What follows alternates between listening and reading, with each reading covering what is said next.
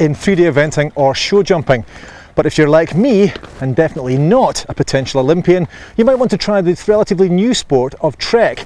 It's a combination of orienteering and obstacle course on horseback. Walk on, walk on.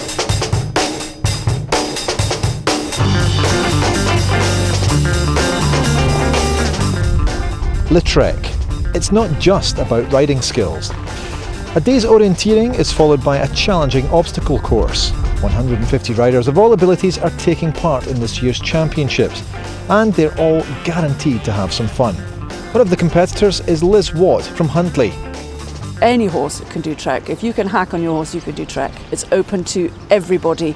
But in our group, we've got 65-year-olds who do Trek. And it's for the people who don't want to compete at rigid things like show jumping and dressage, which are a bit fussy. Trek is for the ordinary person with the ordinary horse. My favourite bit? I love all of it. I don't have a favourite bit. I like the orienteering. I like going out with my horse for hours on end and seeing new countryside, and the challenge of reading the map and trying not to get lost and trying to make the times. West Linton, south of Edinburgh. Map skills are being put to the test. Carolyn MacDonald is the organiser of this year's championship. Trek's been in Britain for about 10 years now, brought over here by a guy from the British Horse Society. Started on a small scale and really started to grow. A lot of activity in Scotland and Argyll, and then really taken off in the last few years, supported by the Scottish Trek Advisory Group. Day one is the orienteering, with the riders facing real-world obstacles in the hills above West Linton. As well as how good is the horse at all of the obstacles and at taking you out along the miles, it's about the rider having a bit of intelligence and be able to do the navigation. 38, 39. Halfway through the course is the vet checkpoint. Great, fantastic, weather's brilliant. Loving every minute of it. I'm not quite halfway, Probably 8 kilometres, something like that. We go up those hills and then back down.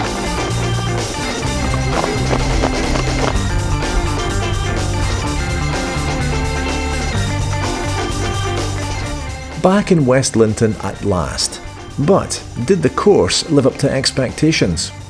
I actually liked the first part coming through the fields. It was a good canter. Yes, yeah, we had good blast through the fields. The boys were very on their toes and dancing about, and yes, we had a couple of scary moments as sheep ran in front, but we let them stretch their legs for a bit. Arduous. We were up a mountain, and the speeds that they gave us for most of the day were quite quick.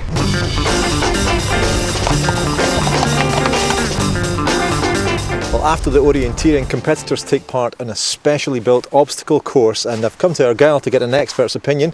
David, you were taking part, but not only that, you built most of the course. So talk us through the obstacles you put on it.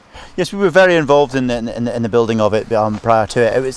What the course is really designed to do is to test the horse and rider, make sure that the horse and rider can do all the bits and pieces that they need to do when they're out in the countryside. Okay, so what we did is we put in a stairway where they were judged for the horse getting its motion right and not tripping over the steps and things, and then going through water.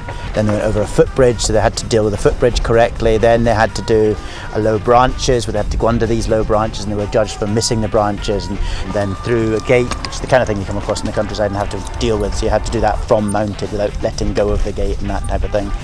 Then they had to canter through a narrow corridor, and then after the narrow corridor they had to ride down through a dip, so basically keeping the same pace. It's all to do with control and keeping the same pace and keeping it exact, okay?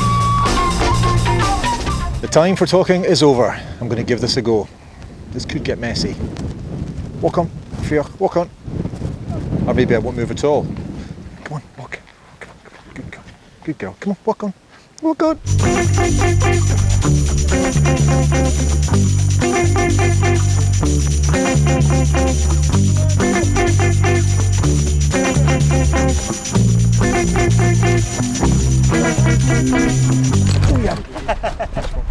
If you want to find out more about the sport of Trek, go to our website bbc.co.uk/Scotland Outdoors.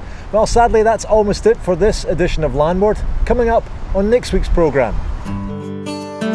Scottish apple varieties are set to make a comeback. I suppose food scares and more recently the recession, I think, has caused people to think about what they can do for themselves.